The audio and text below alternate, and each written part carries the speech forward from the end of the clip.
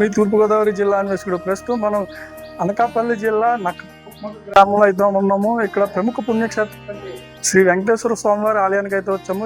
ప్రధానంగా అయితే railway station Tuni మీదుగా అయితే తుని దిగి వైజాగ్ నుంచి కానీ విజయవాడ నుంచి కానీ ఎవరు వచ్చినా సరే తుని ప్రధాన కేంద్రంగా అక్కడ దిగి అక్కడి నుంచి నక్కపల్లి చేరుకొని అక్కడి నుంచి ఆటోలో అయితే ఇక్కడికి అయితే చేరుకోవచ్చు.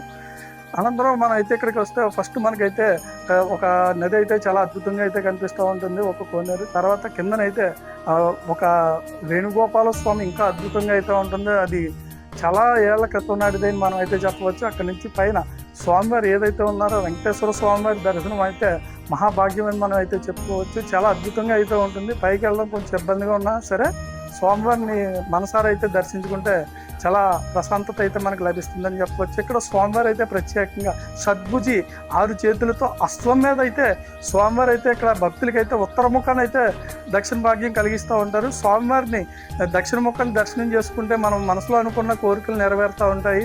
అలాగే ఇక్కడ ప్రతి సంవత్సరంలో ఒకసారి అయితే ఏకాశి 40 రోజులు ఇక్కడైతే ప్రత్యేకంగా అయితే తీర్థం కూడా జరుగుతుంది. ప్రత్యేకంగా ఇతర రాష్ట్రాల నుంచి చాలామంది అయితే ఇక్కడ లక్షల మంది అయితే ఆ 4 రోజులు తీర్థంలో పాల్గొని స్వామివారిని దర్శించుకొని కోనేటిలో ప్రత్యేకంగా స్నానం ఆచరిస్తే ఆ రోజు సకల పాపాలు తొలగిపోయి అనుకున్నవి జరుగుతాయని అయితే ప్రసిద్ధి.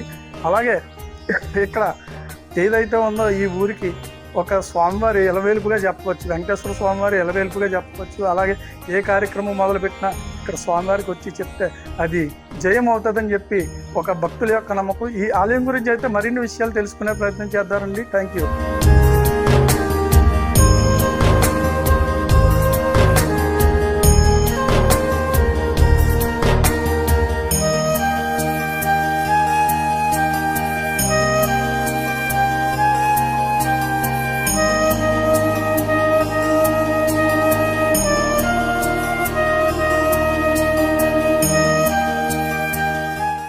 నమో వెంకటేశాయ, నమో నారాయణ, నమో భగవతే వాసుదేవ, నమో గోవిందాయ నమ. శ్రీ కాంతాయ కళ్యాణ నిధియర్థన శ్రీ వెంకట నివాసాయ శ్రీనివాసాయ మంగళం. ఈ గుడి చోళరాజులు, శ్రీకృష్ణదేవరాయలు, మహారాజుల టైంలో దీనికి క్రీస్తు శతాబ్దాలు కొన్ని వేల సంవత్సరాల చరిత్ర ఎప్పటి నుంచో కలిగి ఉన్న క్షేత్రం ఇది. ఈ క్షేత్రం నాయకులు రాజులు పరిపాలించిన క్షేత్రం దీన్ని.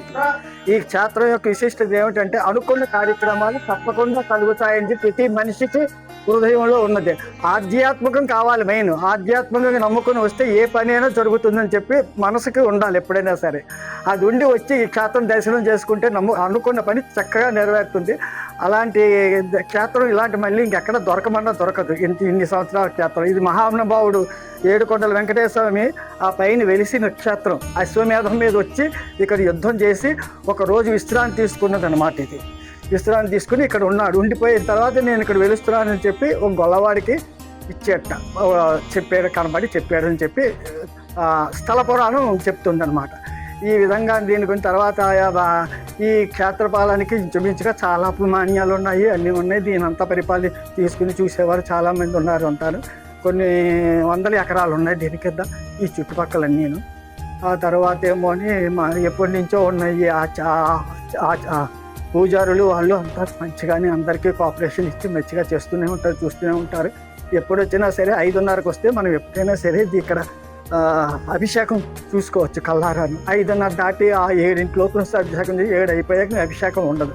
మనం వచ్చి కొబ్బరికాయ కొట్టించుకోవాలి, గోత్రనామాలతో చెప్పు. దీన్ని తిరుపతి దేవస్థానం వాళ్ళు తీసుకున్నారు. ఈ గుడిని తీసుకున్న దగ్గర నుంచి దీని యొక్క మంచి జెండాలను వాళ్ళే పరిరక్షణలో జరుగుతోంది. దేవస్థానం ఇది ఒకదంతా మొత్తం.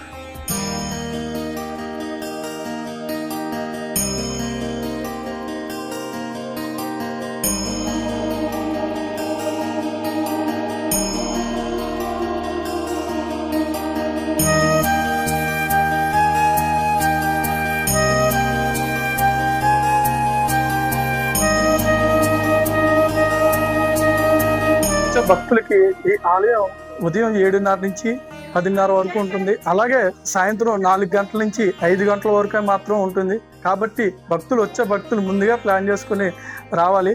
అలాగే ఇక్కడ ముఖ్యంగా చెప్పదగింది ఏమిటంటే గరుడాద్రి ఈ కొండ మీద అయితే స్వామివారు తిరుపతిలో ఏదైతే ఉందో ఉదయాన్నంతా దర్శన భాగ్యం కలిగించి స్వామివారు ఇక్కడైతే విశ్రాంతి తీసుకుంటారని మనకు పురాణాలు అయితే చెప్తున్నాయి. Thank you.